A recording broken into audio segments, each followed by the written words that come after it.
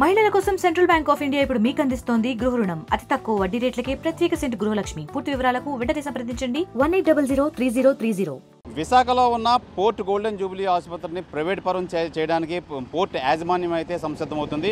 ఈ నేపథ్యంలో CITU party కానీ కమ్యూనిస్ట్ నాయకులు కానీ దీన్ని ప్రైవేటీకరణ చేయొద్దు, దీని మీద వేలాది మంది పోర్టు కార్మికులు కానీ ఉద్యోగులు కానీ ఉన్నారు, వాళ్ళందరికీ ఇది కల్పతరువుగా ఉండి వైద్య సేవలు అయితే అందిస్తుంది. దీన్ని ప్రైవేట్ పరం చేస్తే అక్కడి నుంచి ఆ వైద్య సేవలన్నీ బంద్ అవుతాయి అని చెప్పి వీళ్ళైతే ఆందోళన చేపడుతున్నారు. అలాగే రిలే నిరాహార దీక్షలో ఆందోళనలు సంతకాల సేకరణ అయితే చేపడుతున్నారు.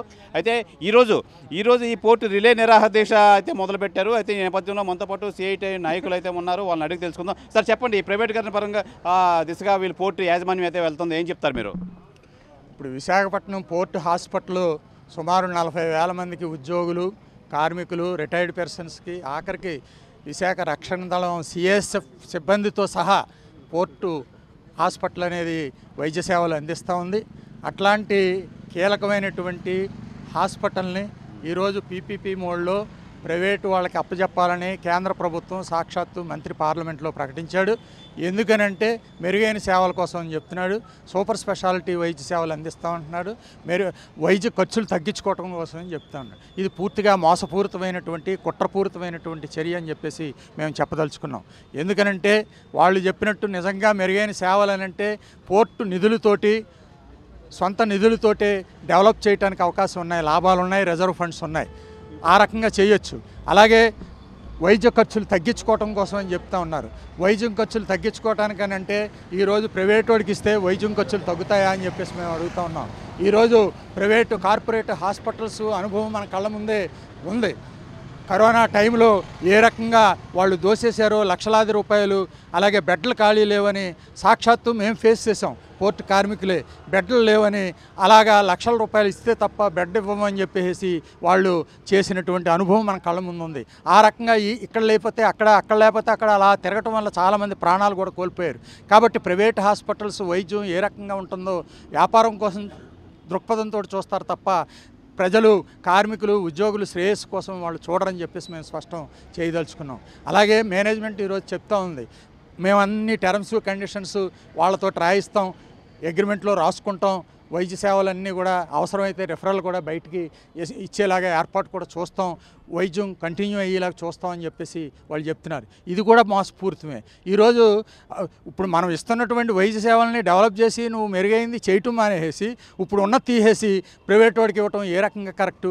అలాగే రెండోది, వాడు రేపొద్దుట ఇప్పుడు ఒప్పుకుంటాడు, కండిషన్లు రాసుకుంటాం, కానీ ఈరోజు port hospital, Bombay hospital private వాడికి ఇచ్చారు. ఆ టర్మ్స్ కండిషన్స్ నేను అమలు చేయనని హైకోర్టులో కేసు వేసాడు Bombay hospital PPP operator private వాడు. కాబట్టి ఆ అనుభవం మన కళ్ళ ముందు ఉంది. ఏ కార్పొరేట్ హాస్పిటల్స్ చూసినా, ఏ ప్రైవేటు వ్యాపారస్తులు చూసినా ఈరోజు మన కళ్ళ ముందే అనుభవాలు ఉన్నాయి. వాళ్ళు వ్యాపారం కోసం వస్తారు తప్ప ఇంకోటి మట్టుకి కాదు. ఈ కండిషన్లు మేము అమలు చేయం, నీకు నచ్చితే ఇక్కడ చేసుకో, లేకపోతే పో, లేకపోతే అని చెప్పేసి, లేదంటే డబ్బులు ఇస్తేనే వైద్యం చేస్తాం, లేకపోతే లేదని చెప్పేసి రేపు అంటే అప్పుడు మా గతి ఏంటి?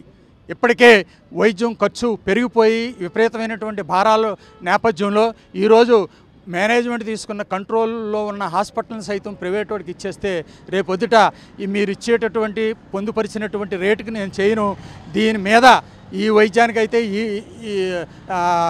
ఈ వైద్యం చేస్తాను ఈ రేటుకి, మిగిలింది పైభాగం మెరుగైన వైద్యం కావాలంటే మీరు డబ్బులు ఇస్తే తప్ప నేను చేయమని చెప్పేసి రేపు పొద్దుటాడంటే డబ్బులు ఎక్కడి నుంచి తెస్తారు?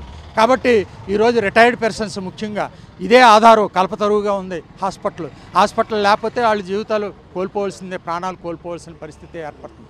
అట్లాంటిది ప్రైవేట్ వాడికి వెళ్తే వాడు గుంజుతాడు, ఇష్టమైతే చేసుకో, లేకపోతే డబ్బులు ఇస్తే నేను చేస్తాను, లేకపోతే పో అని చెప్పేసి అంటే వాళ్ళు ఎక్కడికి పోతారు? వాళ్ళు ప్రాణాలు కోల్పోవాల్సిన పరిస్థితి ఏర్పడుతుంది.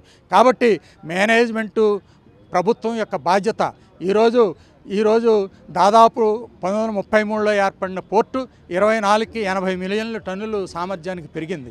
అలాగే అంతర్జాతీయ పేరు ప్రఖ్యాతులు తీసుకొచ్చింది ఈ పోర్టు. ఆ పేరు ప్రఖ్యాతులకి డెవలప్ చేయడానికి దోహదం చేసిన కార్మికులు, రిటైర్డ్ పర్సన్స్ యొక్క ఆరోగ్య సేవలకు వచ్చేటప్పటికి నువ్వేమో వైద్యం ఖర్చులని అదని ఇదని డెవలప్మెంట్ పేరుతోటి పీపీపీకి ఇచ్చి వీళ్ళ ప్రాణాలన్నీ కూడా నువ్వు పణంగా పెడతావా అని చెప్పేసి మేము అడగదలుచుకున్నాం. మేనేజ్మెంట్కి కూడా స్పష్టంగా చెప్పదలుచుకున్నాం. ఈ రకమైన చేసింది ఒక సామాజిక బాధ్యతనిది. ఇంతకాలం చెమటోడ్చి రక్తం చేకూర్చి రక్తంతో చెమట బొట్టులు వెచ్చించి ఈ పోర్టుకి డెవలప్మెంట్కి అంతర్జాతీయ ఖ్యాతులకి అభివృద్ధికి కారణభూతులైనటువంటి కార్మికులు రిటైర్డ్ పర్సన్స్ యొక్క ఆరోగ్యాలతో నువ్వు చెలగాటం ఆడతావా అని చెప్పేసి నేను అడగదలుచుకున్నాం. కాబట్టి ఇది మీ సామాజిక బాధ్యత. ఆ సామాజిక బాధ్యతను మీరు నిర్వర్తించాలి. మీ బాధ్యతగా మీరు చెయ్యాలి.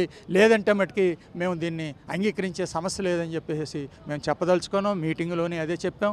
ఆఖరికి ఏపీ హైకోర్టు కూడా ఆర్డర్ ఇచ్చింది, యూనియన్ని సంప్రదించి మీరు ముందుకు వెళ్ళే ముందు యూనియన్లతో సంప్రదించి వాళ్ళ అభిప్రాయాలు తీసుకోమని. అలాగే ఐపీఏ, ఇండియన్ పోర్ట్స్ అసోసియేషన్ కూడా లేబర్ ఫెడరేషన్లు ఆ ఒపీనియన్ తీసుకుంటామని చెప్పి హామీ ఇచ్చారు. వాళ్ళు చెత్తబుట్టలో పడేశారు. అలాగే హైకోర్టు ఇచ్చినటువంటి ఆర్డర్కి నామకే వాస్తే అన్నట్టు మీటింగ్కి అయితే పిలిచారు. ఆ మీటింగ్లో ఖచ్చితంగా మేము సిఐటి యూనియన్గా స్పష్టంగా చెప్పాం, ఇది 40,000 మందికి తీవ్రమైనటువంటి హాని కలిగజేసే చర్య, దీన్ని వెనక్కి తీసుకోవాలని చెప్పాం.